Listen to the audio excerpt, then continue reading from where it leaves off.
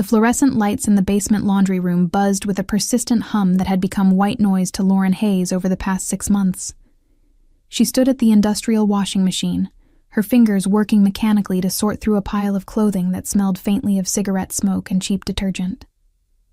The fabric was rough against her palms, abrading skin already raw from hours of scrubbing floors at the diner downtown. Her back ached with a deep, persistent throb that radiated from her spine to her shoulders, a constant reminder of the 14-hour shift she'd just finished. She moved carefully, deliberately, keeping her head down and her movements small. The purple bruises along her left cheekbone had darkened overnight, blooming into an ugly constellation of violence that no amount of drugstore foundation could fully conceal. Her ribs protested with every breath, a sharp reminder of where Derek's boot had connected with her torso 3 days ago. The worst part wasn't the physical pain. She'd grown accustomed to that over the 2 years they'd been together. The worst part was the fear that coiled in her stomach like a living thing, making every unexpected sound, every footstep in the hallway, every car door slamming outside feel like the prelude to another attack. Emma, her 4-year-old daughter, sat cross-legged on the concrete floor nearby, clutching her threadbare teddy bear to her chest. The bear had once been a rich chocolate brown, but years of love and countless washings had faded it to a mottled gray beige. One eye was missing, replaced by a mismatched button Lauren had sewn on during a rare quiet moment. Emma called him Teddy, with the straightforward simplicity of childhood, and she took him everywhere, to the neighbor's apartment when Lauren worked night shifts, to the emergency room that terrible night 6 months ago when Derek had thrown a glass that shattered against the wall, to the women's shelter they'd stayed in for 3 weeks before Lauren's pride had driven them back to this run-down apartment building in Queens.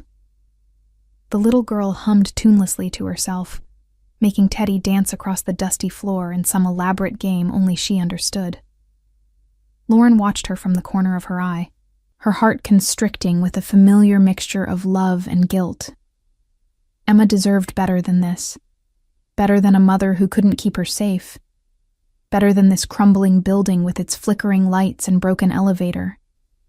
Better than the constant fear that colored every moment of their lives. The restraining order against Derek had been violated twice already. The first time, he'd waited outside the diner, screaming obscenities until the manager had threatened to call the police. The second time, he'd somehow gotten into the building and left threatening notes under their apartment door. Each time, Lauren had filed police reports that seemed to disappear into some bureaucratic void, generating nothing but case numbers and empty reassurances that someone would look into it. The system, she'd learned, wasn't designed to protect women like her. Women without money for lawyers, without family connections, without anywhere else to go. The laundry room door opened, and Lauren's entire body tensed, her hands freezing mid-motion over the washing machine. But it was just Mrs. Chen from 3B, dragging a wheeled cart full of laundry behind her. The elderly woman nodded briefly, her eyes flickering over Lauren's bruised face with the practiced indifference of someone who'd learned not to ask questions in a building like this. Lauren returned to her sorting, trying to ignore the way her hands trembled slightly as she handled each garment. She needed to finish the laundry, get upstairs, feed Emma the pasta she'd managed to buy with her tips, and then somehow sleep for a few hours before her morning shift at the office building where she cleaned bathrooms. The rhythm of survival had become so ingrained that she barely thought about it anymore.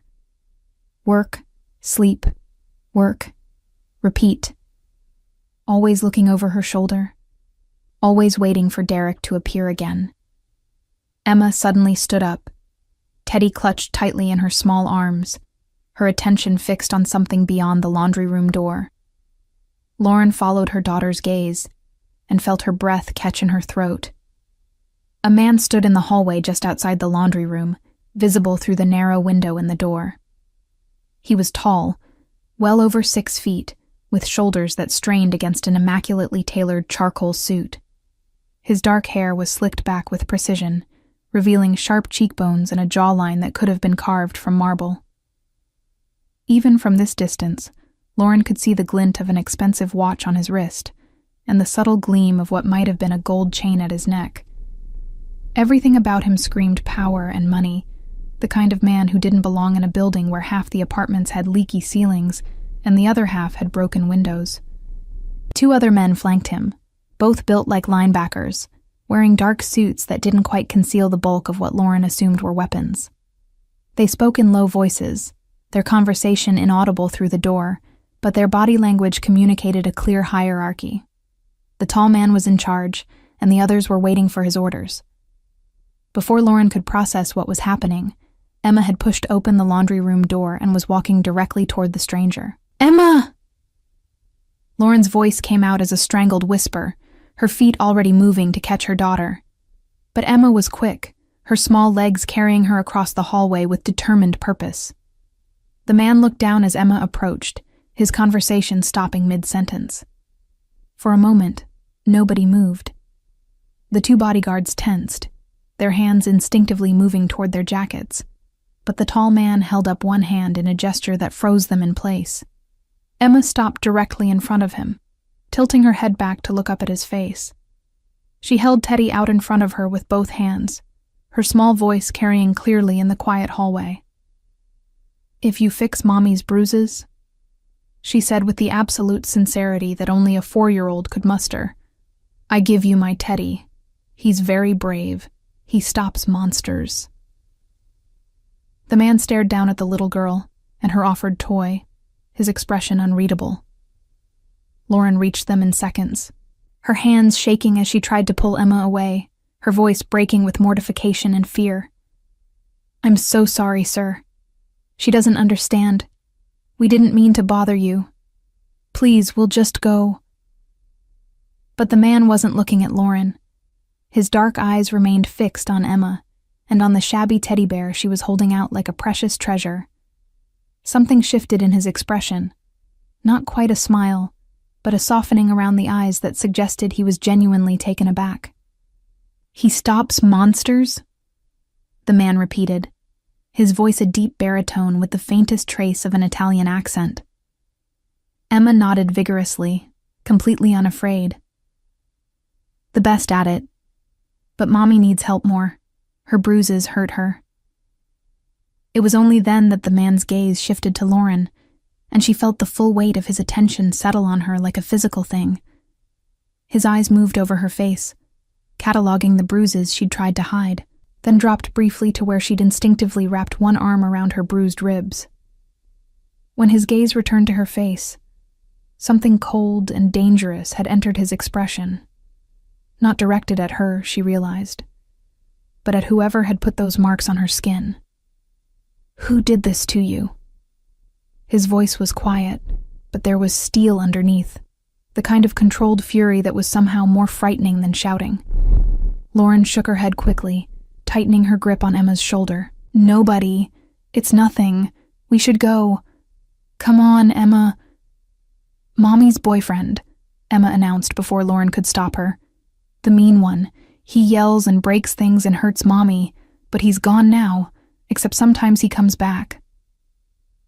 Lauren felt her face burn with humiliation. She'd spent months trying to hide the truth from everyone, from her employers, from her neighbors, from the few remaining acquaintances who hadn't drifted away when Derek had isolated her from the world.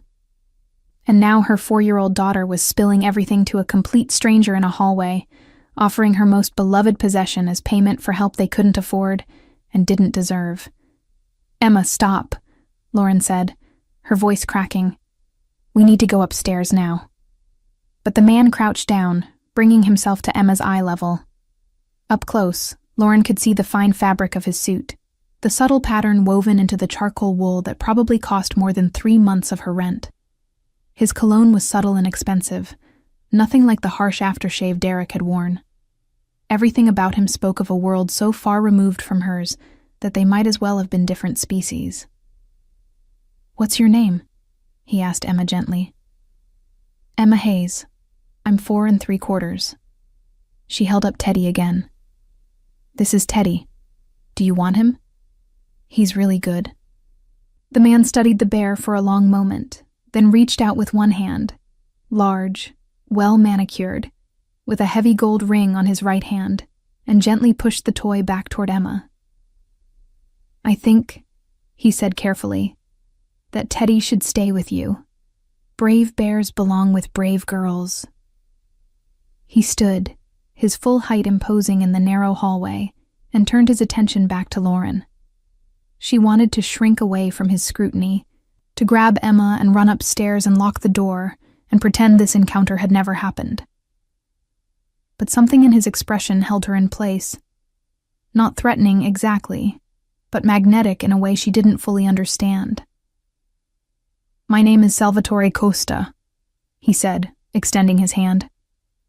"And I think perhaps we should talk."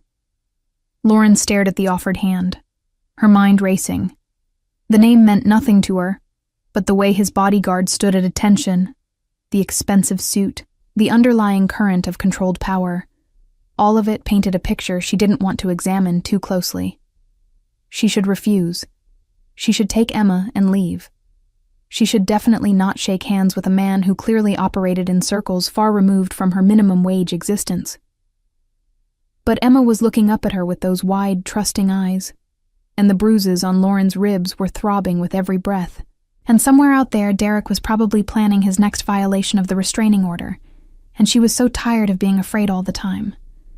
Against every instinct screaming at her to run, Lauren took Salvatore Costa's hand. His grip was firm but careful, as if he was acutely aware of his own strength and determined not to hurt her. His skin was warm, and for just a moment, Lauren felt something she hadn't felt in months. Not attraction exactly, but possibility. The sense that maybe, just maybe, things didn't have to keep being the way they'd always been. "I'm Lauren," she said quietly. "Lauren Hayes." Salvatore nodded once, his dark eyes never leaving her face. "Tell me about the man who hurt you." The apartment was even worse than Salvatore had imagined when Lauren had reluctantly agreed to let him walk them upstairs. The building itself was a testament to decades of deferred maintenance. Walls marked with water stains, carpet worn through to the underlayment in high-traffic areas, and the pervasive smell of mildew that no amount of cleaning could fully eliminate.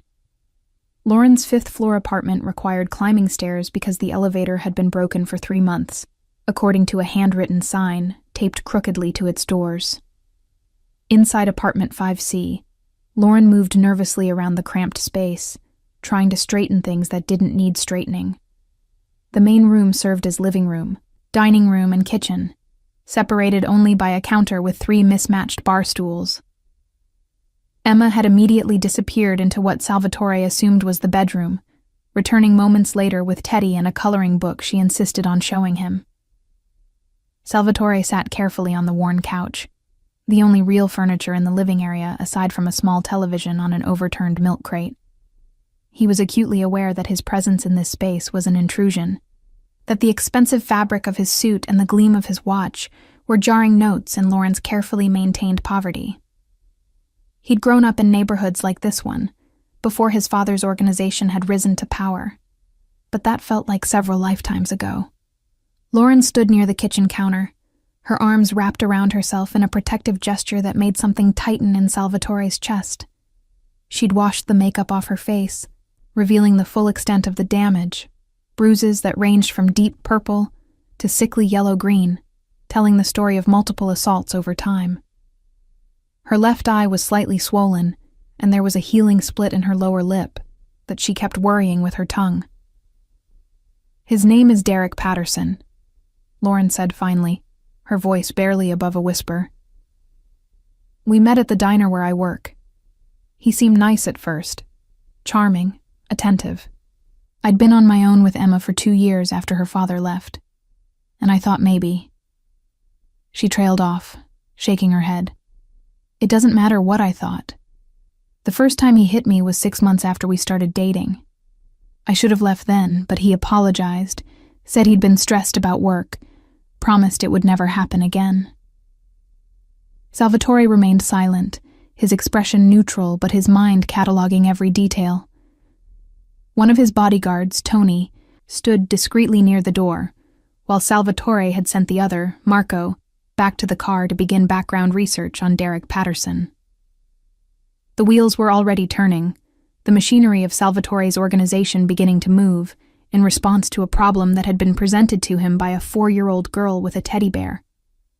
"It happened again," Lauren continued, her voice growing stronger as the words spilled out, as if she'd been holding them in for so long that they'd built up pressure. "And again. Each time, he had reasons. I'd looked at another man wrong. Dinner wasn't ready on time. Emma was too loud. After a while, I realized the reasons didn't matter. He was going to hit me regardless of what I did." "You got a restraining order," Salvatore observed, having already noticed the official-looking papers pinned to the small bulletin board near the door. Lauren laughed bitterly. "For all the good it does. He violated it the day after it was served. Showed up at my work, made a scene. The police came, took a report, and he was back out within hours. Second time, he broke into the building and left threatening notes. They told me there wasn't enough evidence to arrest him, that the notes might have been written by someone else." The rage that had been simmering in Salvatore's gut since Emma had offered him her teddy bear crystallized into something cold and purposeful. He'd built his empire on the principle that there were rules, that protection meant something, that women and children were never to be touched. Men like Derek Patterson, men who preyed on the vulnerable, who used their physical strength to terrorize those weaker than themselves. They violated every code Salvatore lived by. "When was the last time he contacted you?" Salvatore asked. 3 days ago. He caught me outside the diner after my shift, pushed me against the wall, told me if I didn't answer his calls, he'd make sure I never worked anywhere in the city again." Her hand drifted unconsciously to her ribs. "He kicked me when I tried to get away. I made it inside, and the manager called the police. But Derek was gone by the time they arrived." Emma, who had been coloring quietly on the floor, suddenly looked up. "The mean man scares Mommy. That's why I asked you to help. You look strong, like you could stop him." Salvatore's gaze shifted to the little girl, taking in her earnest expression, the way she held Teddy protectively against her chest. She had her mother's eyes, gray-green and expressive, and the same delicate bone structure that made Lauren look fragile, despite the strength Salvatore could sense beneath her fear. "How old are you, Emma?" he asked gently. 4 3/4, she replied proudly. "I'll be 5 on Christmas." "That's a very important birthday," Salvatore said. "Have you asked Santa for anything special?" Emma's expression grew serious. "I asked for Mommy to not be scared anymore, and for the mean man to go away forever." Lauren's eyes filled with tears, and she turned away quickly, pretending to busy herself with something on the counter. Salvatore felt the weight of that simple request settle on his shoulders like a mantle. He'd been called many things in his 42 years. Ruthless, dangerous, the kind of man mothers warned their daughters about. But brave, noble, a hero? Never those things. Yet here was a child who looked at him and saw someone who could make monsters go away. "Lauren," he said, pulling his attention back to the woman who was still trying to hide her tears. "I'd like to help you if you'll let me." She turned back to face him, suspicion and hope warring in her expression. "Why? You don't know me. I can't pay you. I can barely afford to keep Emma fed and this apartment heated." "Because Emma asked me to," Salvatore said simply. "And because I have the resources to do what the police either can't or won't do." "Who are you?" Lauren asked. "I mean, really? Men don't just walk around with bodyguards and offer to help strangers unless they're—" She stopped, apparently not wanting to finish that sentence in front of her daughter. Salvatore stood, moving slowly so as not to startle her, and crossed to where she stood. He kept his voice low, pitched for her ears only. "I'm someone who values loyalty and protects what's mine. I'm someone who believes that there are rules, and that men who break those rules should face consequences. I'm also someone who has the means to ensure that Derek Patterson never comes near you or Emma again." "You're talking about breaking the law," Lauren whispered, her eyes searching his face. I'm talking about justice, Salvatore corrected. Sometimes those two things don't align. Lauren was quiet for a long moment, her gaze dropping to where Emma was still coloring, oblivious to the adult conversation happening above her head. When she looked back up at Salvatore, there was a fierce determination in her eyes that reminded him why he'd been drawn to help her in the first place. She wasn't just a victim. She was a survivor, a mother fighting to protect her child with whatever resources she had. "What would you do?" she asked. "First, I'd make sure you and Emma are safe. That means security, discreet but effective. Second, I'd gather information on Derek Patterson. Where he works, where he lives, his associates, his habits. Third, I'd ensure that he faces actual consequences for violating the restraining order. Not just a slap on the wrist, but real justice. And if he tries to come after me again?" Salvatore's expression hardened. He won't get the chance. The promise hung in the air between them, weighted with implications that Salvatore knew Lauren understood, even if she didn't want to acknowledge them directly. He wasn't offering to work within the system. He was offering to circumvent it entirely, to use the power and influence he'd built over decades to solve a problem that the legal system had failed to address. "I don't want anyone to get hurt," Lauren said quietly. "I just want him to leave us alone, to move on with his life and let us move on with ours." "I understand," Salvatore said, though they both knew that what Derek Patterson wanted, control, possession, the ability to terrorize, wasn't something that could be reasoned away. Men like him didn't let go willingly. Tony's phone buzzed, and he stepped out into the hallway to take the call. When he returned moments later, his expression was grim. "Boss," he said quietly, "Marco says the guy just posted bail on an unrelated assault charge from last week. Judge set it low because it was his first offense. He's out." Lauren's face went white. "He was arrested last week? For what?" "Bar fight," Tony replied, looking at his phone. "Put 2 guys in the hospital. One of them pressed charges." "And they let him out on bail," Lauren said, her voice hollow with disbelief. "Of course they did. They always do." Salvatore made a decision. "Pack a bag," he told Lauren. "Enough for you and Emma for a few days. You're not staying here tonight." "I can't just leave," Lauren protested. "I have work in the morning, and Emma's preschool." "Can be handled," Salvatore interrupted firmly. "Your safety and Emma's safety are the priority. Everything else is secondary." "I don't even know you," Lauren said, but there was less conviction in her voice now. She was afraid, and fear was overriding her natural caution.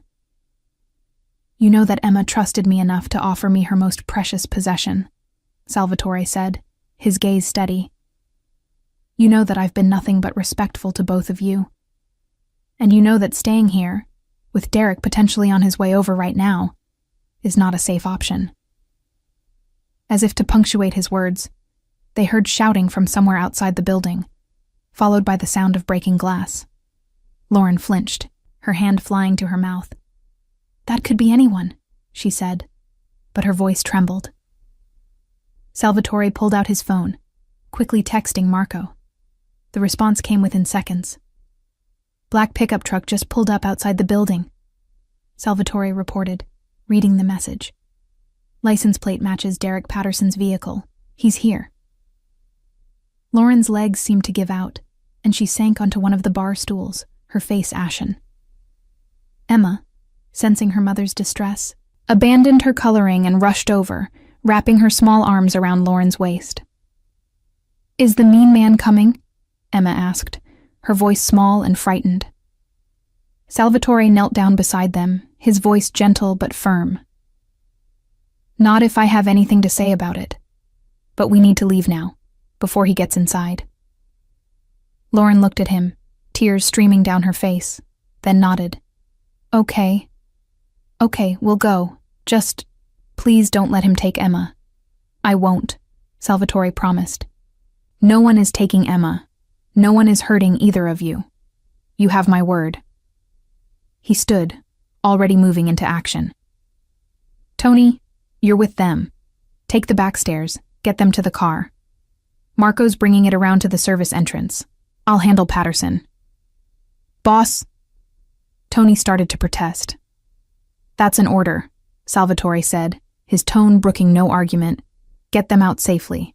That's the priority." While Tony helped Lauren quickly throw clothes and essentials into a backpack, Salvatore moved to the apartment door. He could hear footsteps on the stairs now, heavy and purposeful, accompanied by Derek Patterson's voice shouting Lauren's name with escalating aggression. Salvatore stepped out into the hallway, pulling the door closed behind him, positioning himself between the stairwell and apartment 5C. When Derek Patterson rounded the corner, Salvatore got his first look at the man who had terrorized Lauren and Emma. Patterson was in his early 30s, tall and broad-shouldered, with the kind of muscle that came from manual labor rather than gym time. His face was flushed with anger or alcohol or both, and his eyes held the glazed look of someone who'd already worked themselves up into a rage before arriving. He stopped short when he saw Salvatore, confusion briefly overriding his fury. "Who the hell are you?" Patterson demanded. "Get out of my way. I need to talk to my girlfriend." "She's not your girlfriend," Salvatore said calmly. "And you're not going to talk to her. You're going to leave this building and never come back." Patterson laughed, a harsh, ugly sound. "You think you can tell me what to do? You don't know who you're messing with, old man." Salvatore smiled, and it was not a pleasant expression. "Actually, I know exactly who I'm dealing with. Derek Patterson, age 33, employed as a long-haul truck driver for Henderson Freight. 2 previous arrests for domestic violence, both charges dropped when the victims refused to testify. Outstanding warrant in New Jersey for unpaid child support, and now violating a restraining order." Patterson's face darkened. "How do you—" "I know everything about you," Salvatore interrupted. "And here's what's going to happen. You're going to walk down those stairs, get in your truck and drive away. You're going to forget that Lauren and Emma Hayes exist. If you ever come near them again, if you ever so much as think about them again, you will face consequences that make anything the police could do to you look like a blessing." "You threatening me?" Patterson took a step forward, his fists clenching. "I'll beat your ass right here, whoever you are." Salvatore didn't move, didn't blink. "I'm not threatening you, Mr. Patterson. I'm promising you. Touch me, and you'll spend the next 6 months in a hospital. Touch Lauren or Emma again, and you won't live to see the next sunrise." Something in Salvatore's absolute calm must have penetrated Patterson's rage-fogged brain, because he hesitated, uncertainty flickering across his features. He looked past Salvatore toward the apartment door, then back at the man blocking his path. "This isn't over," Patterson finally said, but he was already backing toward the stairs. "Yes," Salvatore said quietly. "It is." He waited until he heard Patterson's footsteps descending, until he heard the building's front door slam, before pulling out his phone to confirm that Tony had gotten Lauren and Emma out safely. Only then did he allow himself to acknowledge the rage that had been building in his chest since Emma had offered him her teddy bear. Derek Patterson had hurt Lauren for the last time. Now it was time to ensure he never hurt anyone again. The safe house was located in a quiet neighborhood in Westchester, far enough from Queens to feel like a different world. It was a modest 2-story colonial with white siding and black shutters, the kind of house that would never attract attention or raise questions from neighbors. Salvatore owned several such properties throughout the tri-state area, maintained for various purposes ranging from business meetings to witness protection, though he'd never used the term officially. Lauren stood in the living room, holding Emma's hand, taking in the space with wide eyes. The furniture was comfortable but not ostentatious. A large sectional sofa, a coffee table with rounded edges, thick carpets that muffled sound. The kitchen visible through an archway was fully stocked, and through another doorway she could see a dining room with a table large enough for 8 people. "There are 3 bedrooms upstairs," Salvatore explained, watching Lauren's reaction carefully. The master has an attached bathroom. The other two share a hall bath. Fresh linens are in the closets, and Mrs. Chen, not your Mrs. Chen, a different one, will come by tomorrow morning with groceries and anything else you need. This is too much, Lauren said for what must have been the 10th time since they'd arrived. We can't stay here. This must cost. It costs nothing. Salvatore interrupted gently. The house is paid for. No one is using it. You and Emma are welcome to stay as long as necessary. Emma had already explored every inch of the living room and was now tugging on her mother's hand, eager to investigate the rest of the house.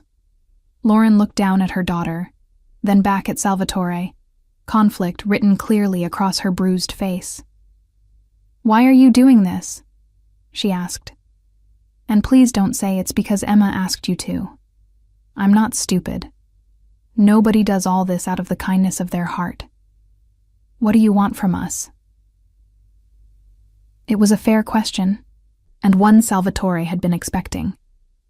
He moved to the window, looking out at the quiet street where Tony and Marco were conducting a perimeter check.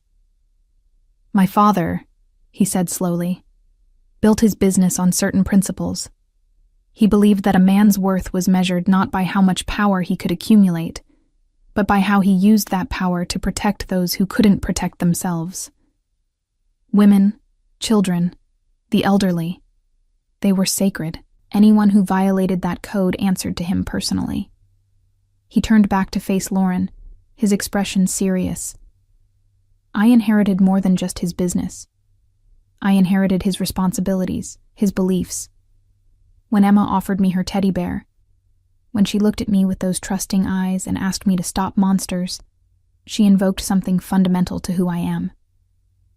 "You're saying this is about honor?" Lauren asked, skepticism tinging her voice. "About some code?" "I'm saying this is about doing what's right when the system fails," Salvatore replied. "Derek Patterson should be in jail. The restraining order should be enforceable. The police should take your complaints seriously. But they don't, and they won't, because the system is broken for women like you. Women without money or connections or power." "So you're what? Some kind of vigilante?" Lauren's arms wrapped around herself again, that defensive posture Salvatore was beginning to recognize. "I prefer to think of myself as someone who fills the gaps the system leaves," Salvatore said. "And before you ask, yes, there will be consequences for Derek Patterson. He's going to face justice one way or another." Emma's voice called from the kitchen. "Mommy, they have juice boxes, real ones, not the store brand." Lauren's eyes filled with tears again. She'd been crying on and off since they'd left the apartment, the stress and fear finally breaking through the walls she'd built to survive. Salvatore pulled a handkerchief from his pocket and offered it to her, a gesture that felt antiquated, but somehow appropriate. "I'm not used to kindness," Lauren said quietly, accepting the handkerchief.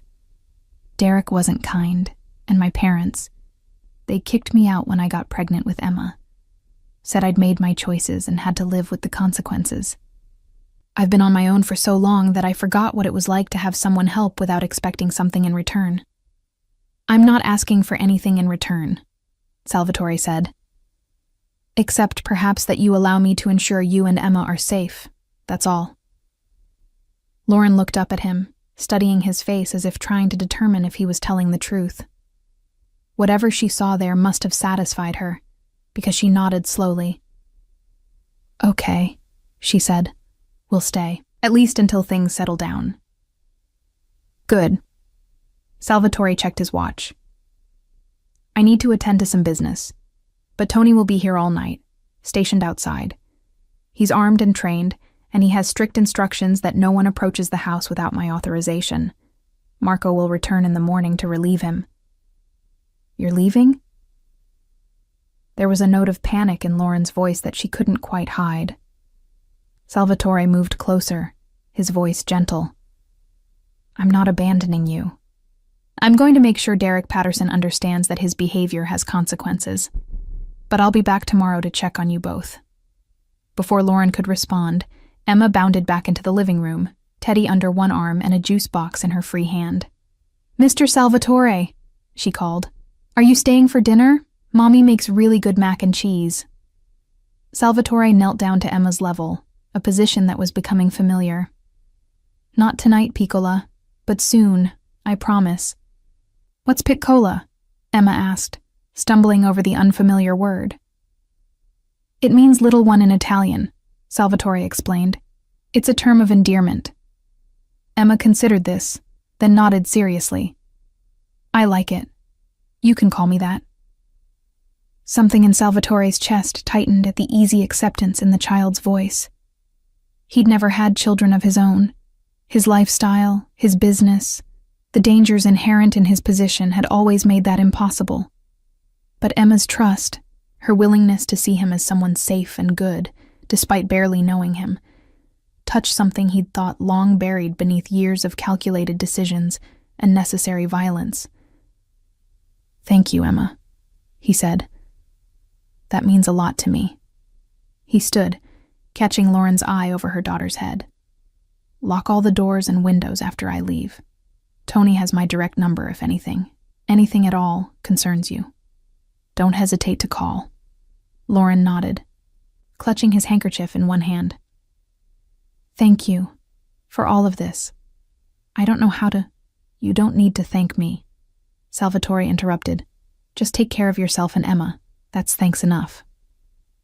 As he moved toward the door, Emma called out one more time. "Mr. Salvatore, don't forget, Teddy is still available if you need him. He's really good at stopping monsters." Salvatore looked back at the little girl with her threadbare bear and her juice box, and her absolute faith that the world could be made right if the right person just tried hard enough. He smiled, a genuine expression that few people ever saw. "I won't forget," he promised. "But I think Teddy should stay with you. You're both doing important work keeping your mommy safe." Outside, the night air was cool and crisp, carrying the scent of autumn leaves and wood smoke from someone's fireplace.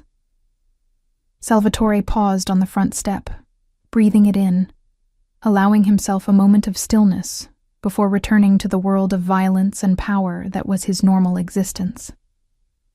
Marco appeared from around the side of the house, his expression questioning. Salvatore gave him a brief nod.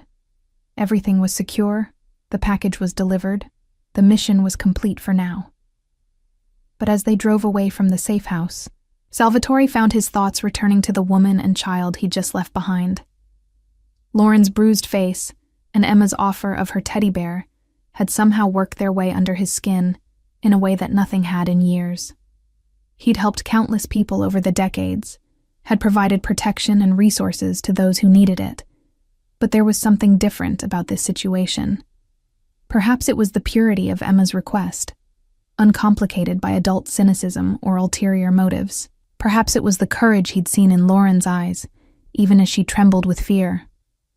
Or perhaps it was simply that he recognized in them something of himself, survivors trying to navigate a world that didn't play by the rules they'd been taught. "Where to, boss?" Marco asked from the driver's seat. Salvatore pulled his phone from his pocket, scrolling through the information that had been compiled on Derek Patterson. Work address, home address, known associates, criminal history, financial records. Everything was there, organized with the efficiency his organization was known for. "Henderson Freight Terminal," Salvatore said. "I believe Mr. Patterson is working the night shift." Marco's eyes met his in the rearview mirror, and understanding passed between them. When Salvatore Costa paid someone a visit at their place of employment, it wasn't a social call. "Should I call ahead?" Marco asked. "Let the boys know we might need cleanup?" "No," Salvatore replied. "This is just a conversation, for now." The Henderson Freight Terminal was located in an industrial area of northern New Jersey, all concrete and sodium lights and the perpetual smell of diesel fuel. Salvatore had done business in worse places, had negotiated deals and settled disputes in locations far more squalid than this. But there was something particularly bleak about the sprawling parking lot full of semi-trucks, about the workers moving like shadows between the hulking vehicles. Derek Patterson was easy to spot, tall and broad-shouldered, exactly as Salvatore had seen him in the hallway of Lauren's apartment building. He was conducting a pre-trip inspection on his truck, checking airlines and tire pressure with the practiced movements of someone who'd done this hundreds of times. Salvatore approached alone, leaving Marco with the car. There were other workers within shouting distance, which meant Patterson would feel safe enough to talk, but not safe enough to try anything stupid. It was a calculated risk, but Salvatore had been taking calculated risks his entire life. "Derek Patterson," Salvatore said, his voice carrying across the pavement. Patterson looked up, and Salvatore watched recognition and anger flash across his face in quick succession.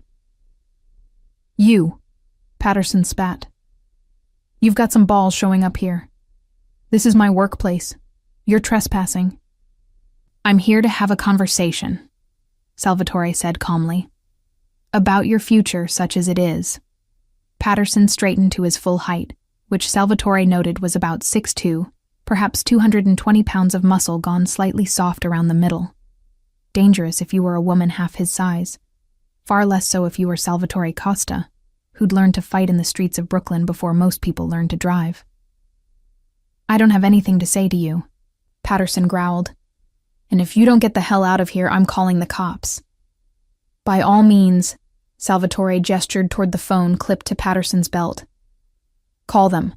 I'm sure they'd be very interested to hear about your activities this evening, specifically your violation of a restraining order." Patterson's face darkened. "That bitch called you? Is that what this is? She's hiding behind some suit now instead of dealing with me herself?" The casual way Patterson referred to Lauren sent a fresh wave of cold fury through Salvatore, but he kept his expression neutral. "Ms. Hayes hasn't called anyone, but people who work for me noticed your truck parked outside her building tonight. They also noticed you attempting to gain access to her apartment in violation of a court order." "I was just trying to talk to her," Patterson said, but his eyes slid away, unable to meet Salvatore's direct gaze. "That's not a crime." "Actually, it is," Salvatore replied. "Violating a restraining order is a crime. So is assault, which I understand you were arrested for last week, and intimidation of a witness, which could be applied to your harassment of Ms. Hayes." Patterson took a step forward, fists clenching. "Who the hell are you? Her new boyfriend. You think you can just swoop in and—" "I'm someone who ensures that people like you face consequences for their actions," Salvatore interrupted, his voice dropping to a dangerous quiet. "Here's how this is going to work, Mr. Patterson. You're going to stay away from Lauren Hayes and her daughter. You're going to delete their numbers from your phone, forget their address, and move on with your life." "And if I don't?" Patterson challenged, his chest puffing out in a display of bravado that would have been amusing if it weren't so pathetic. Salvatore smiled, and this time, it was the smile that had preceded violence countless times over the years, cold, certain, and absolutely without mercy. "If you don't," he said softly, "I'm going to destroy you. Your job, your freedom, your future. All of it will disappear. I have enough evidence of your various crimes to put you away for 5 to 10 years. I have connections that can ensure you're denied bail, that your case is fast-tracked, that you end up in a facility where inmates don't take kindly to men who beat women." Patterson's face had gone pale. "You can't, that's not—" "Or," Salvatore continued as if Patterson hadn't spoken, "you can choose the easier path. Walk away. Forget Lauren Hayes exists. And in exchange, I'll forget about the warrant in New Jersey, the unpaid child support, the assault charge, all of it. You get to keep your freedom, your job, your life." The choice hung between them, stark and undeniable. Patterson's breath came in sharp gasps, his hands trembling slightly with rage or fear or both. "How do I know you can do what you're claiming?" Patterson finally asked. Salvatore pulled his phone from his pocket, scrolling to a particular document. He turned the screen toward Patterson, showing him an arrest warrant with his name on it, dated for tomorrow morning. "I can have this executed at any time," Salvatore said, "or I can make it disappear. Your choice depends entirely on what you do next." Patterson stared at the document, his jaw working as he processed the reality of his situation. When he looked back up at Salvatore, something had shifted in his expression. Not acceptance exactly, but calculation. He was weighing his options, trying to find an angle, a way to maintain some sense of control. "What if I see her by accident?" Patterson asked. "This is a small city. We're bound to run into each other." "If you see her, you turn around and go the other direction," Salvatore replied.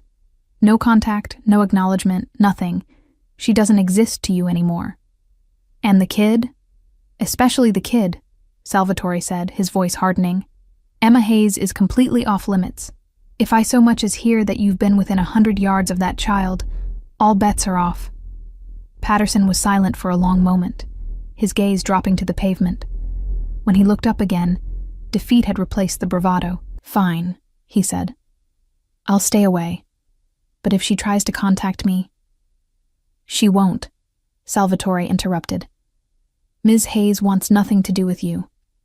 She wants to live her life in peace with her daughter, and you're going to let her do that." He stepped closer, invading Patterson's personal space, his voice dropping to barely above a whisper. "Understand something. This isn't a negotiation. This isn't a discussion. This is me telling you how your life is going to proceed from this moment forward. If you deviate from these instructions even once, I will know.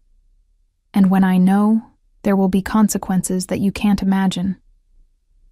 The threat was clear, and Patterson's Adam's apple bobbed as he swallowed hard. "Yeah," he said hoarsely. "Yeah, I understand." "Good." Salvatore stepped back, his expression returning to neutral pleasantness. "Then we have an understanding. Enjoy the rest of your evening, Mr. Patterson." He turned and walked back toward where Marco waited with the car, leaving Derek Patterson standing alone beside his truck, diminished and defeated. The confrontation had taken less than 10 minutes, but Salvatore knew it would have lasting effects. Patterson was a coward at heart, the kind of man who only felt powerful when facing someone weaker than himself. Confronted with real power, real consequences, he'd folded exactly as Salvatore had predicted. "How'd it go?" Marco asked, as Salvatore settled into the back seat. "He'll comply," Salvatore replied, "but have someone keep an eye on him for the next few weeks. If he so much as drives past Lauren's old apartment building, I want to know." "You got it, boss." Marco pulled out of the parking lot, heading back toward Manhattan. "You really think he'll stay away?" Salvatore considered the question. Men like Patterson are predictable. They prey on vulnerability, on isolation. But when confronted with someone who can actually hurt them, who has real power, they back down. He'll stay away because he's afraid, and fear is a powerful motivator. "And if he doesn't?"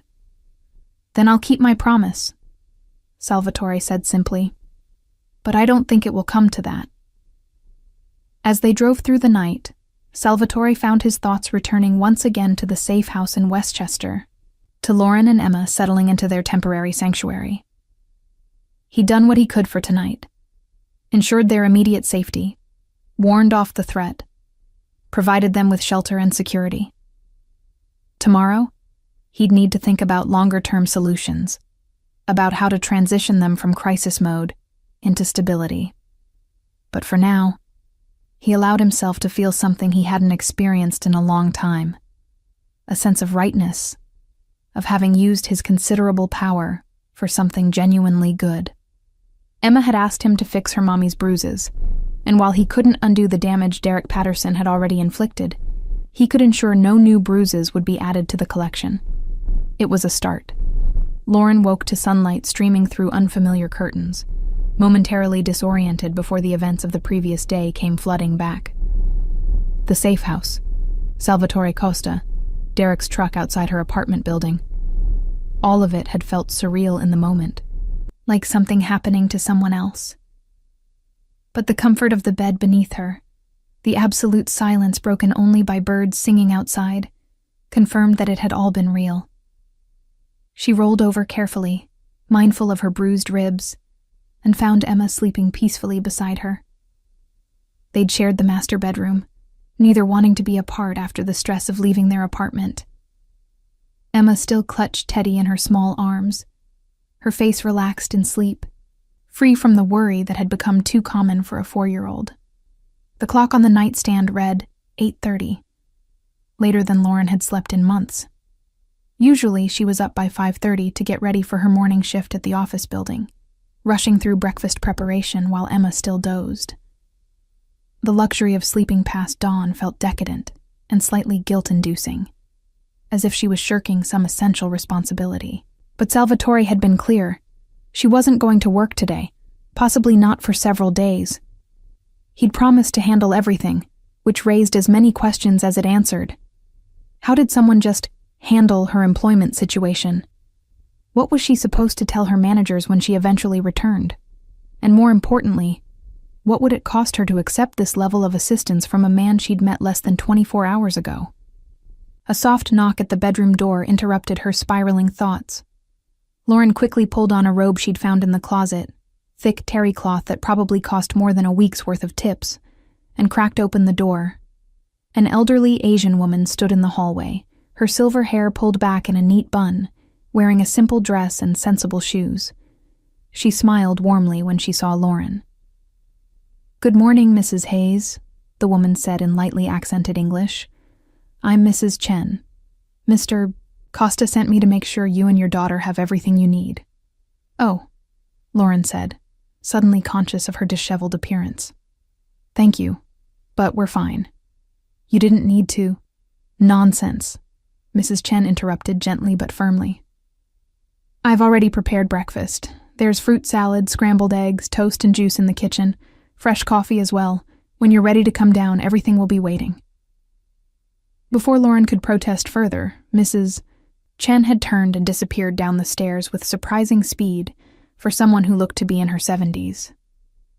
Lauren stood in the doorway for a moment, processing this new development, before returning to the bedroom to wake Emma. "Time to get up, sweetie," she said softly, brushing Emma's dark curls back from her forehead. "There's breakfast downstairs." Emma's eyes fluttered open, taking a moment to focus. "Where are we?" she asked, confusion evident in her small voice. "We're at Mr. Salvatore's house," Lauren explained. "Remember? We came here last night to be safe." Recognition dawned on Emma's face, followed quickly by excitement. "The nice house with the juice boxes. Can we have juice for breakfast?" "I think so," Lauren said, helping Emma out of bed. "There's a nice lady downstairs who made us food." They dressed quickly, Lauren in clothes she'd hastily packed, Emma in her favorite purple dress that was getting too small, but she refused to give up. As they descended the stairs, Lauren was struck again by the casual comfort of the house. It wasn't ostentatious like she imagined a mobster's home might be, all gold fixtures and marble. Instead, it felt like a real home, lived in and warm, if currently unoccupied. Mrs. Chen had set the dining room table with actual china plates and cloth napkins, a level of formality that seemed excessive for breakfast, but somehow felt right in this house. The spread was impressive, far more food than Lauren and Emma could possibly eat, arranged with care on serving platters. "Please, sit," Mrs. Chen urged, pulling out a chair for Emma and then one for Lauren. "Eat while it's hot. Growing girls need proper nutrition." Emma needed no further encouragement, diving into the fruit salad with enthusiasm, while Lauren poured coffee from an elegant carafe. The coffee was spectacular, rich and smooth, nothing like the burned, hours-old brew she usually gulped down at the diner. "Mrs. Chen," Lauren said, as the older woman bustled around, refilling juice glasses and offering more toast. "You really didn't need to go to all this trouble." "It's no trouble," Mrs. Chen replied, waving away Lauren's concerns. "Mr. Costa has been very good to my family. When he asks for help, we're happy to provide it." There was a story there, Lauren realized. Some history between Salvatore and the Chen family that had earned their loyalty. She wanted to ask, but didn't want to pry, especially when Mrs. Chen had been nothing but kind. "How long have you known Mr. Costa?" Lauren asked instead. Mrs. Chen paused in her bustling, a soft smile crossing her face. 25 years. My husband owned a restaurant in Chinatown. Nothing fancy, just a small noodle shop. Some men came demanding protection money, saying terrible things would happen if we didn't pay. My husband refused, and they came back with baseball bats. Lauren's stomach clenched, imagining the scene. What happened? "Mr. Costa happened," Mrs. Chen said simply. "He'd been eating at our restaurant for months. Came in every Thursday for lunch. When he heard what those men had done, he made sure they never came back. He also paid for the repairs to the shop and my husband's medical bills. He never asked for anything in return. That's—" Lauren trailed off, not sure how to finish that sentence. Generous, noble, the actions of a man who operated outside the law? "That's who he is," Mrs. Chen finished for her. "He helps people, especially those who can't help themselves. You're lucky he's taken an interest in your situation." Lucky. Lauren supposed that was one way to look at it, though she wasn't sure luck adequately described her current circumstances. She'd gone from being terrified of Derek finding her to being under the protection of a man whose name she'd Googled last night on her phone, finding dozens of articles that carefully danced around what Salvatore Costa actually did for a living. Crime figure, alleged mob boss, controversial businessman. The articles used careful language, but the implication was clear. Salvatore Costa was dangerous, powerful, and connected to activities that existed in the gray area between legal and illegal. And somehow, Lauren had ended up in his safe house, eating breakfast prepared by someone who clearly revered him.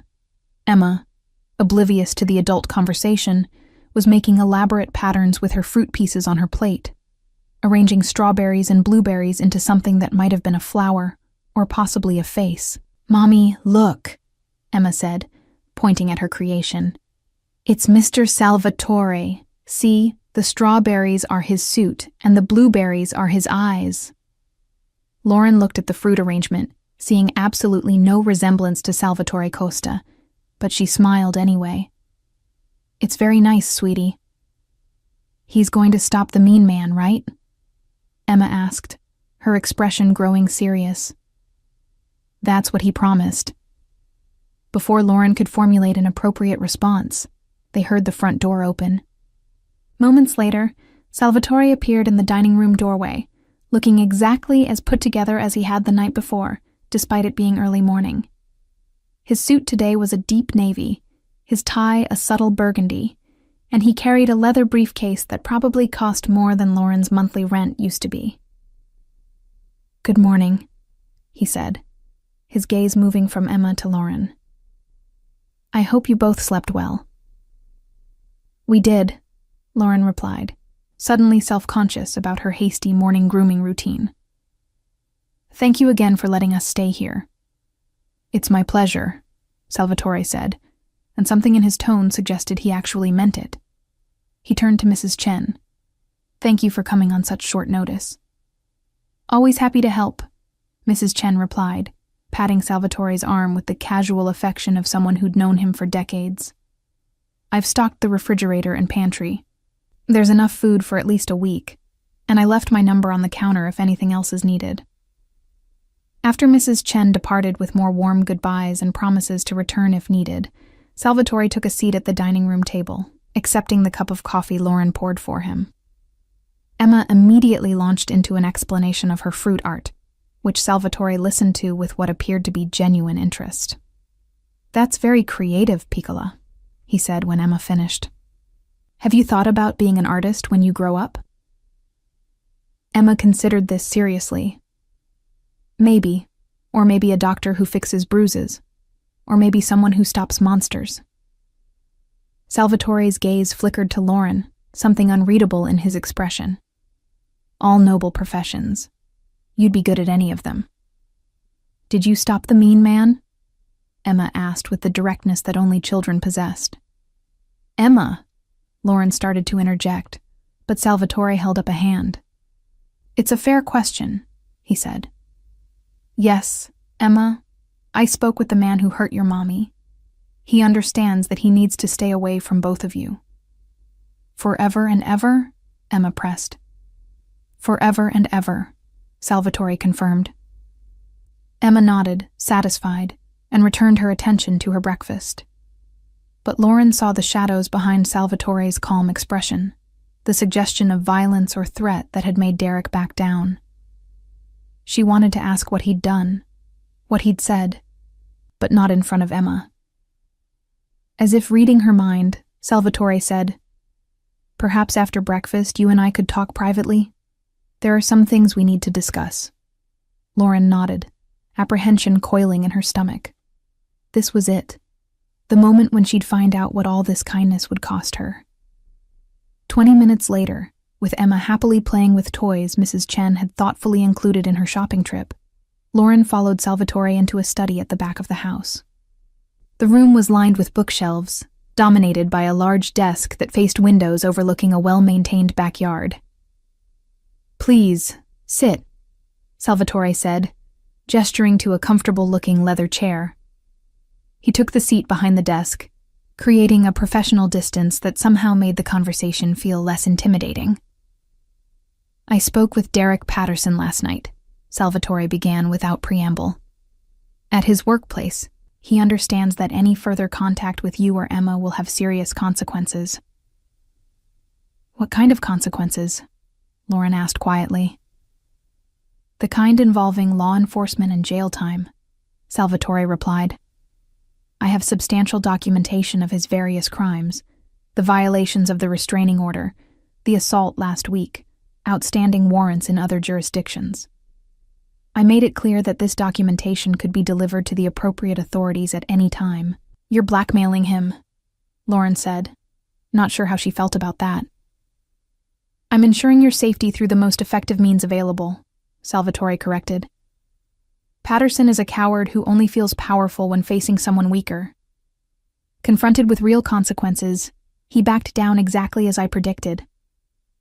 Lauren absorbed this, trying to reconcile the man sitting across from her, calm, professional, almost gentle, with someone who had threatened another man with imprisonment and violence. What happens now?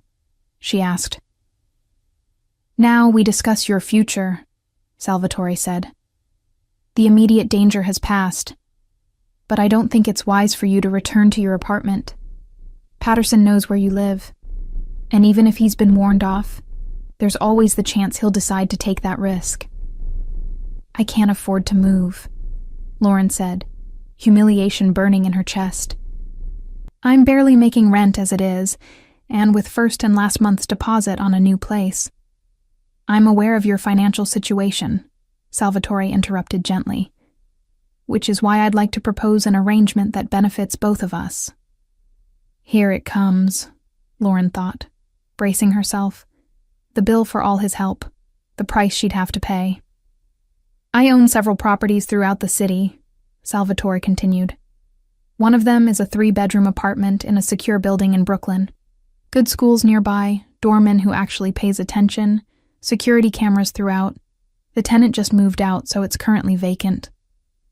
I can't afford Brooklyn, Lauren said flatly. Even if I could, I told you, I don't have the money for deposits and all that. I'm not asking you to pay anything, Salvatore said. I'm offering you the apartment, rent-free, in exchange for a service. Lauren's heart sank.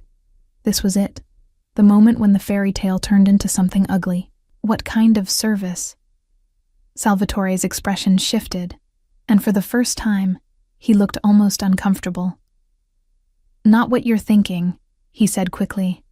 I can see it on your face, and I want to be absolutely clear. I'm not asking for anything physical or romantic. That's not who I am, and that's not what this is. Then what? Lauren asked, confusion replacing dread. "I need someone I can trust to manage some of my properties," Salvatore said. "Someone who pays attention to details, who can identify problems before they become serious issues, who can coordinate repairs and maintenance. Someone with integrity." He leaned forward, his gaze intent. "You've been working 3 jobs, Lauren. You're responsible, reliable, and from what Mrs. Chen told me, you keep an immaculate apartment despite having almost nothing to work with. Those are exactly the qualities I need in a property manager." Lauren stared at him, trying to process what he was offering. "You want to hire me? That's it?"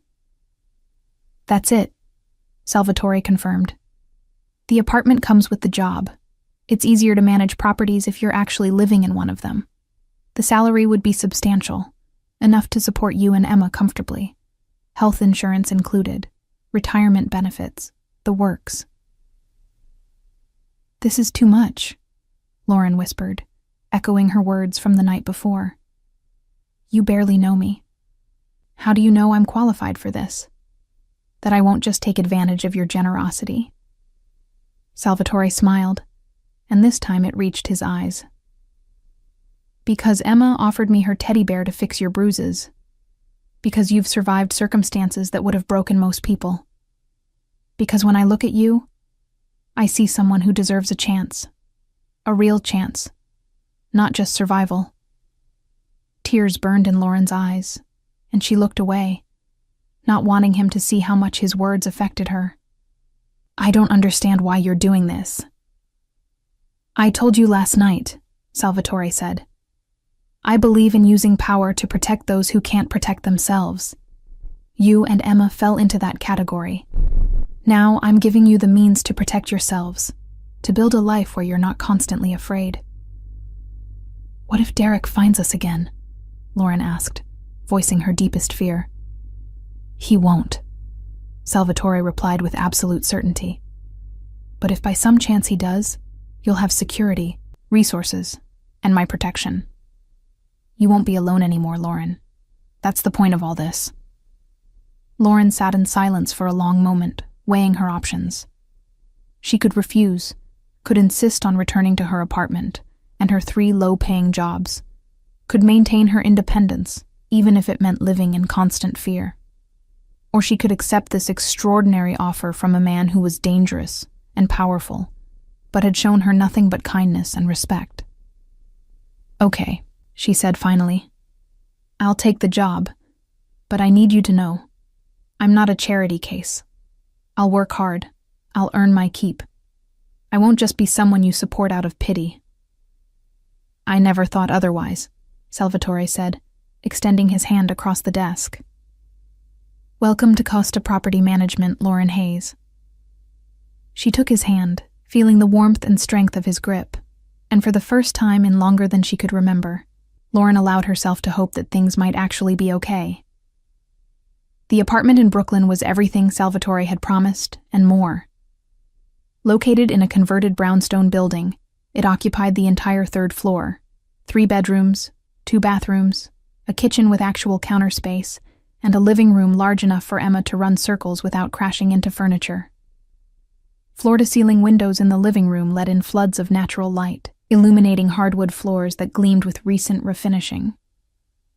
Lauren stood in the center of the living room, slowly turning in a circle, trying to process that this was now her home. It had been 3 days since Salvatore had made his offer. 3 days of whirlwind activity as he'd arranged for her belongings to be moved from her Queens apartment, had coordinated with her former employers to handle her resignations, and had somehow enrolled Emma in a preschool program that Lauren could never have afforded on her own. Mommy, come see my room." Emma's voice echoed from down the hallway, full of excitement. Lauren followed the sound, finding her daughter bouncing on a twin bed with a white iron frame, surrounded by boxes that hadn't yet been unpacked. "This is the biggest room I've ever had," Emma announced, spreading her arms wide. "And look, there's a window where I can see the park." Indeed, the window overlooked a small neighborhood park with playground equipment and benches where other mothers, Lauren thought with wonder, gathered with their children. Emma would have friends here, playmates, a normal childhood that extended beyond the cramped apartment and constant fear that had defined her first 4 years. "It's beautiful, sweetie," Lauren said, sitting on the edge of the bed and pulling Emma into her lap. "Do you like our new home?" Emma nodded vigorously, then looked up at her mother with those serious eyes that sometimes seemed too old for her face. "The mean man can't find us here, right?" "Right," Lauren confirmed, pressing a kiss to the top of Emma's head. "We're safe here. Mr. Salvatore made sure of that." As if summoned by his name, the doorbell rang. Lauren's heart jumped. She still wasn't used to having a doorbell, to living in a place secure enough that unexpected visitors weren't automatically threats.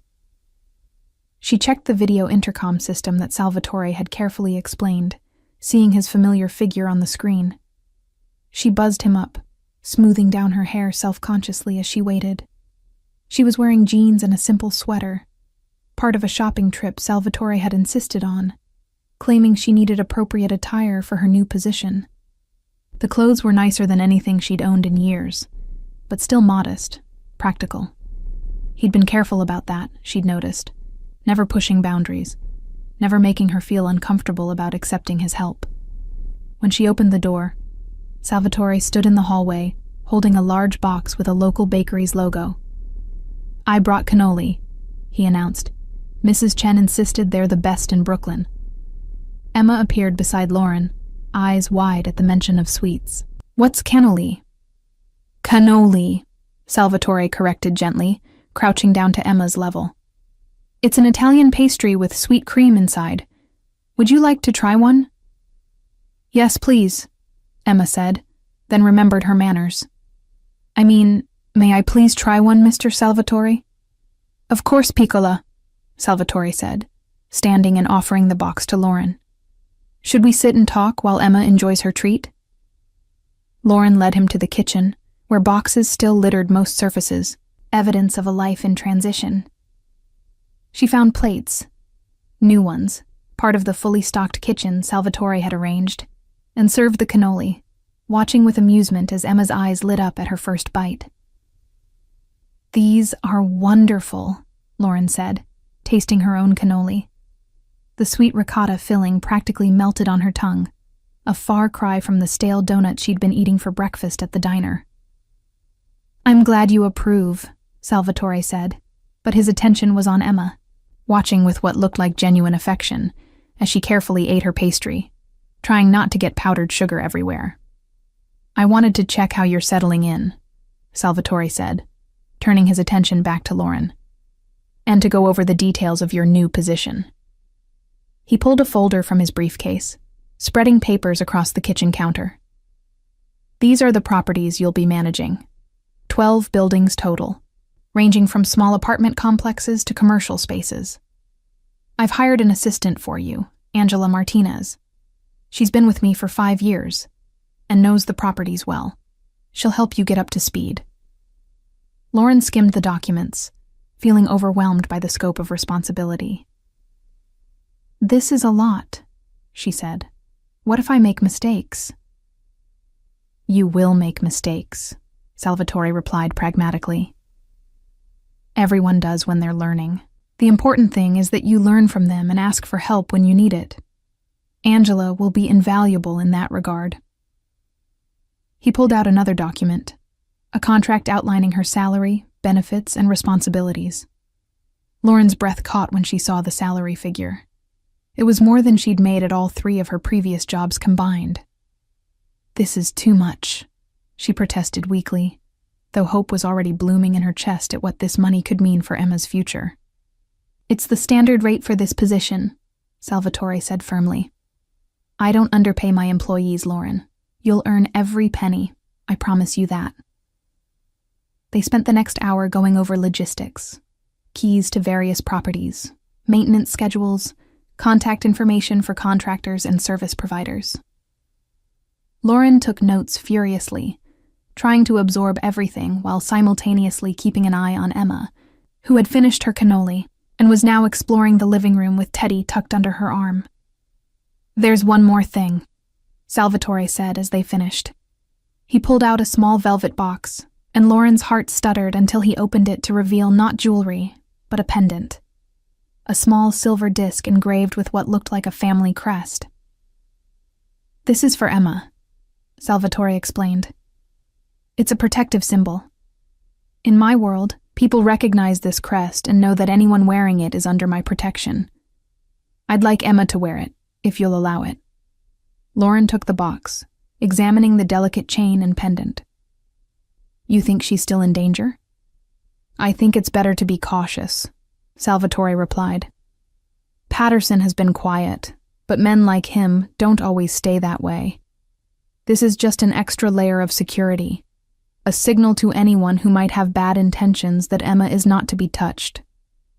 The implications of that statement, the suggestion that Salvatore's reputation was fearsome enough to protect a 4-year-old child, should have frightened Lauren.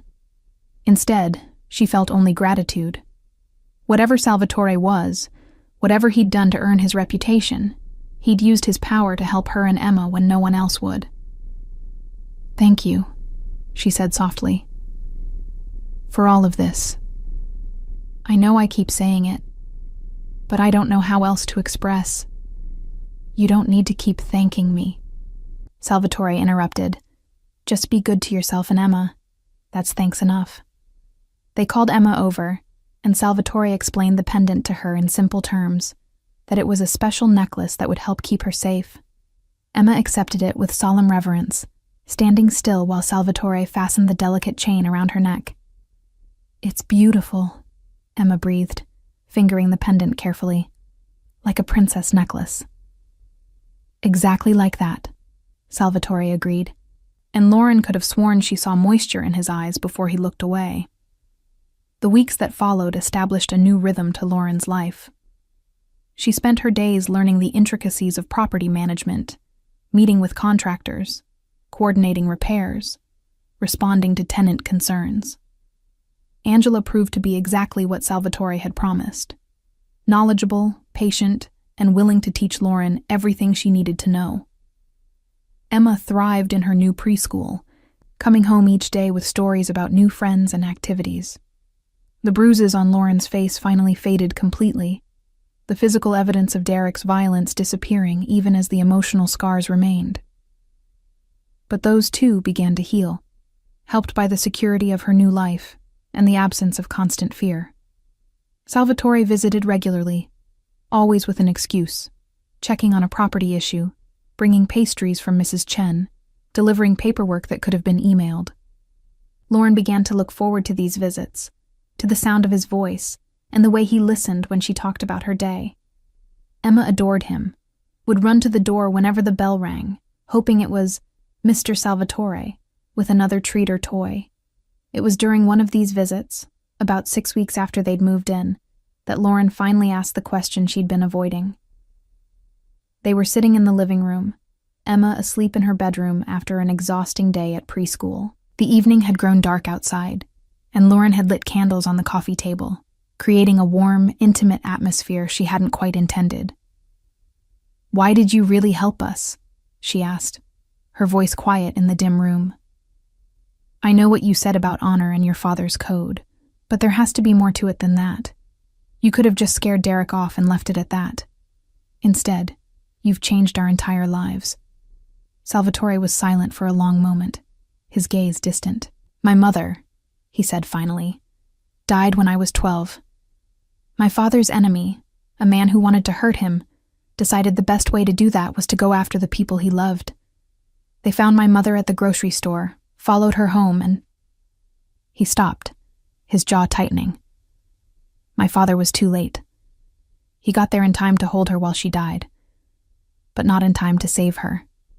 Lauren's hand instinctively moved to cover his, a gesture of comfort. "I'm so sorry. My father spent the rest of his life trying to prevent that kind of tragedy," Salvatore continued. "He built systems, created codes, established protections for families. He taught me that a man's true power isn't measured by how much he can take, but by how much he can protect. When Emma offered me her teddy bear, when she looked at me with those trusting eyes, I saw an opportunity to live up to those teachings. He turned his hand over, capturing Lauren's in his grip. But it's more than that now. Somewhere along the way, helping you and Emma stopped being about honor or duty. It became about... He paused, seeming to struggle with the words. About caring for you both. About wanting to see Emma grow up safe and happy. About wanting to see you smile without fear shadowing your eyes. Lauren's breath caught at the intensity in his voice, at the implication of what he was saying. Salvatore, I know this is complicated, he said quickly. I know my life, my business, is not something that fits easily with normalcy. But I need you to know that what I feel for you and Emma is genuine. It's not about obligation or pity. It's... He stopped again, then finished simply. It's real. Lauren looked at their joined hands, at the contrast between his large, strong fingers and her smaller, work-worn ones. 6 weeks ago, she'd been terrified, alone, barely surviving. Now she sat in a beautiful apartment, holding hands with a man who had quite literally saved her life, whose presence had become as essential to her as breathing. I care about you too, she admitted quietly, which terrifies me, because I don't trust my judgment when it comes to men. Derek seemed kind at first, and look how that turned out. I'm not Derek, Salvatore said firmly, and I would never hurt you or Emma, but I understand your fear, and I'm not asking you to rush into anything. I just wanted you to know how I feel. They sat in comfortable silence for a while, the candles flickering, casting dancing shadows on the walls. Finally, Lauren spoke again. Derek contacted me yesterday. Salvatore went very still. What? He called from a different number, Lauren explained. I didn't recognize it, so I answered. He was different, apologetic. Said he'd been going to therapy, working on his anger issues. He wanted to see Emma. Said he missed her. What did you tell him? Salvatore's voice was carefully controlled, but Lauren could sense the tension radiating from him. I hung up, Lauren said. Emma isn't his daughter, and even if she were, he lost the right to see her the first time he hit me. But it scared me that he could still reach me, that he was still trying. Give me the number, Salvatore said, pulling out his phone. I'll make sure he doesn't call again. Lauren recited the number, watching as Salvatore's fingers flew over his phone screen, sending messages to unknown recipients. Within minutes, his phone buzzed with a response. It's a burner phone, purchased 2 days ago in New Jersey, Salvatore reported. But we're tracking it now. He won't use it again without us knowing. How do you do that? Lauren asked. Track phones, get information, make things happen so quickly? Salvatore's smile was slight and didn't quite reach his eyes. I have resources, Lauren. People who owe me favors, technology that most people don't have access to. It's part of what I do, part of who I am. Part of being in the MAFIA, you mean, Lauren said, the words finally spoken aloud after weeks of dancing around the truth. Yes, Salvatore confirmed simply. Though I prefer to think of it as being part of a different kind of family, one that operates by its own rules, outside the systems that failed people like you. I'm not going to pretend I'm a saint. Lauren, I've done things, made decisions that would horrify most people. But I've also helped more people than I've hurt, and I've always protected women and children. Lauren processed this, trying to reconcile the gentle man who brought cannoli and played with Emma with the dangerous figure who could track phones and make people disappear. But somehow, impossibly, both versions existed in the same person, and somehow, Lauren was falling for him despite every rational argument against it.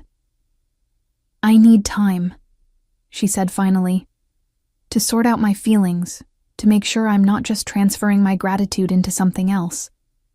Emma and I have been through so much, and I need to be certain about what I'm feeling. Take all the time you need, Salvatore said, squeezing her hand gently before releasing it. I'm not going anywhere. Whatever you decide, I'll still be here, helping you and Emma, keeping you safe. As he left that night, Lauren stood at the window watching his car pull away, her hand unconsciously moving to her chest where her heart was racing. She'd spent so long surviving that she'd forgotten how to live, forgotten how it felt to want something beyond just safety. But watching Salvatore's taillights disappear into the night, Lauren realized she wanted more than safety now. She wanted the warmth that flooded through her when he smiled, wanted the security of his presence, wanted to see what kind of future they might build together. For the first time since Derek had first raised his hand against her, Lauren allowed herself to imagine happiness. And surprisingly, terrifyingly, wonderfully, the face she saw in that imagined future was Salvatore's. The call came at 2:37 a.m., jolting Lauren from fitful sleep. She grabbed her phone automatically, her heart already racing before she'd fully woken up. Salvatore's name glowed on the screen. "Hello?" Her voice came out rough with sleep and instant dread. "Lauren." Salvatore's voice was controlled, but she could hear the underlying tension. "I need you to listen to me carefully and do exactly what I say." Lauren was already moving, pulling on clothes with one hand, while keeping the phone pressed to her ear. "What's wrong?" "Derek Patterson was spotted outside your building 30 minutes ago," Salvatore said. "Tony scared him off, but he had a gun." "The situation has escalated beyond what I anticipated." Cold fear flooded through Lauren. She moved quickly to Emma's room, seeing her daughter sleeping peacefully, one arm wrapped around Teddy. The sight of her child, safe and vulnerable, made Lauren's protective instincts flare with an intensity that surprised her. "What do I need to do?" she asked, her voice steadier than she felt. "Pack a bag for both of you. Clothes for a few days. Emma's necessities. Anything important.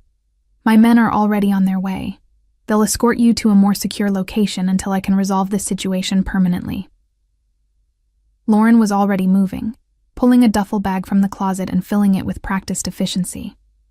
6 weeks of security had made her soft, she realized. She'd stopped sleeping with one eye open, stopped keeping an escape bag ready, stopped living in constant fear. Now, with Derek back and armed, all those survival instincts came roaring back. "Where are you taking us?" she asked, gently waking Emma and helping her into warm clothes. Emma was groggy, confused, but responded to the urgency in her mother's movements without complaint. "My personal residence," Salvatore replied. "It's where I can guarantee your absolute safety. Lauren, I need you to trust me. I know this is frightening, but I promise you, Derek Patterson will not get anywhere near you or Emma." "I trust you," Lauren said, and realized with some surprise that she meant it completely. Whatever Salvatore was, whatever he'd done, he had never given her reason to doubt his commitment to protecting them. 10 minutes later, there was a soft knock at the door. Lauren checked the video intercom, seeing Tony and another man she recognized as Marco, both wearing casual clothes that didn't quite hide the bulk of weapons underneath their jackets. She opened the door, Emma clutching Teddy and pressed against her side. "Mrs. Hayes," Tony said respectfully, "if you're ready, the car is waiting downstairs." The ride through pre-dawn Manhattan felt surreal. Emma had fallen back asleep against Lauren's shoulder, while Lauren watched the city blur past through tinted windows.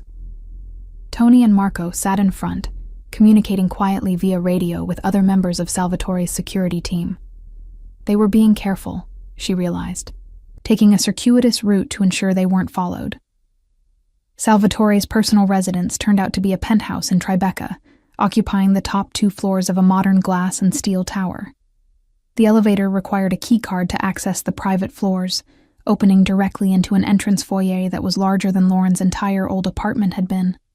Salvatore was waiting when the doors opened, dressed in dark slacks and a shirt with the sleeves rolled up, his hair slightly disheveled as if he'd been running his hands through it. His eyes went immediately to Emma sleeping in Lauren's arms, then to Lauren's face, assessing her emotional state with the focus of someone who cared deeply about what he saw. "Thank you for coming without argument," he said quietly, reaching out to take the duffel bag from her shoulder. I know this disrupts the stability you've built, but it's fine, Lauren interrupted. Or it will be, once I know we're actually safe.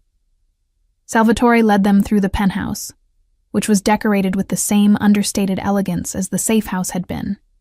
Expensive but not ostentatious, with artwork that Lauren suspected was original and irreplaceable. He showed them to a guest suite with a king-sized bed and an adjoining room with a daybed where Emma could sleep. There's a bathroom through there, Salvatore said, pointing. Fresh towels, toiletries, anything you might need. My bedroom is at the other end of the penthouse if you need anything. Security is stationed throughout the building, and nobody gets up here without going through multiple checkpoints. Lauren laid Emma gently on the daybed, tucking blankets around her sleeping form. When she returned to the main bedroom, Salvatore was still there, his expression troubled. I underestimated Derek's obsession, he said without preamble. I thought the threat of exposure and imprisonment would be enough to keep him away. I was wrong, and that mistake put you and Emma in danger. You couldn't have known, Lauren said, moving closer to him. You've done everything possible to protect us. Whatever happens next, that's not on you. It's on Derek. I need to handle this, Salvatore said, his voice taking on a hard edge. Permanently. I need to ensure that Derek Patterson is never able to threaten you again. Do you understand what I'm saying? Lauren did understand. She understood that Salvatore was asking, in his careful way, for permission to do something that might be illegal, definitely violent, and entirely necessary. I understand, she said quietly.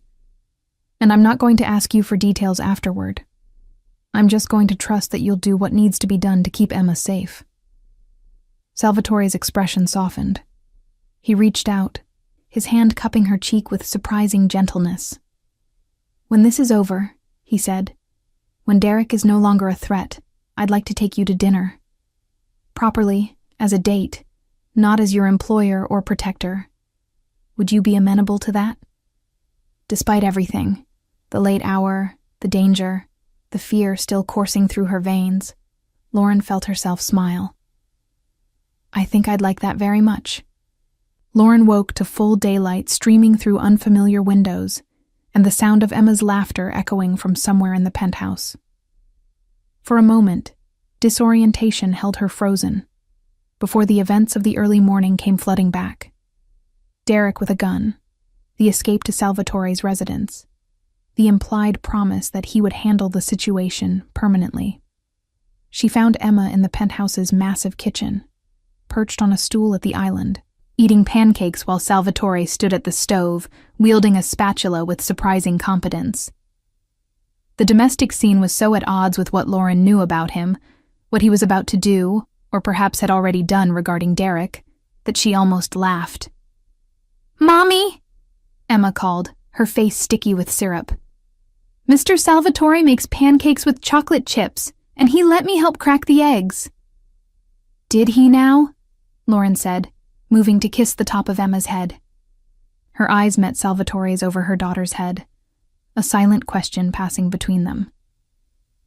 "It's handled," Salvatore said quietly, his meaning clear even as he kept his tone casual for Emma's benefit. "Permanently. You won't be hearing from Derek Patterson again." Relief washed through Lauren so intense it almost made her dizzy. "Thank you," she whispered. They spent the day in the penthouse, an enforced domesticity that felt surprisingly natural. Salvatore worked in his home office while Lauren and Emma explored the space, finding a library with floor-to-ceiling books, a media room with a screen larger than any Lauren had seen, and a rooftop terrace with views of the entire city spread out like a glittering promise.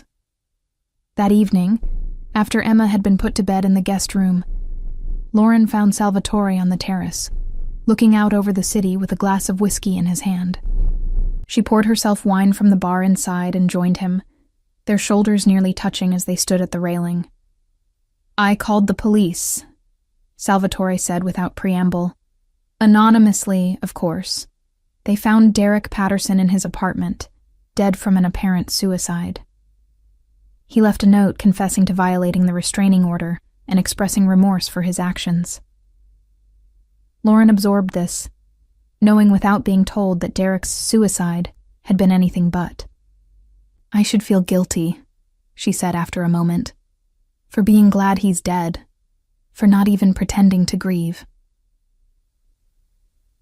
"He forfeited any right to your grief when he first raised his hand against you," Salvatore replied. "You're allowed to feel relief, Lauren. You're allowed to be grateful that he can never hurt you or Emma again." They stood in silence for a while, the city noise muted by the height and distance. Finally, Lauren spoke again. "That dinner you mentioned, is tomorrow too soon?"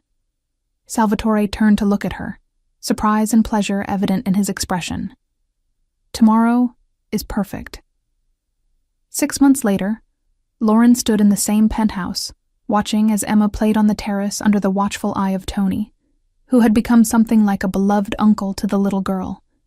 The apartment had become familiar now, a second home that she and Emma visited regularly, blurring the lines between employer, employee, and something much deeper. Salvatore appeared behind her, his arms sliding around her waist, his chin resting on her shoulder, a gesture that had become comfortable and natural over the months of careful courtship.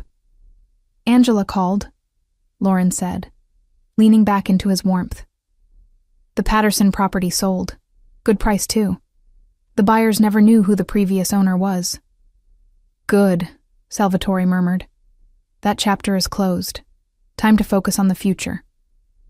"Speaking of the future," Lauren said, turning in his arms to face him. "Emma asked me yesterday when you're going to officially become her daddy." Salvatore's expression shifted, vulnerability and hope mixing in his dark eyes. "And what did you tell her?"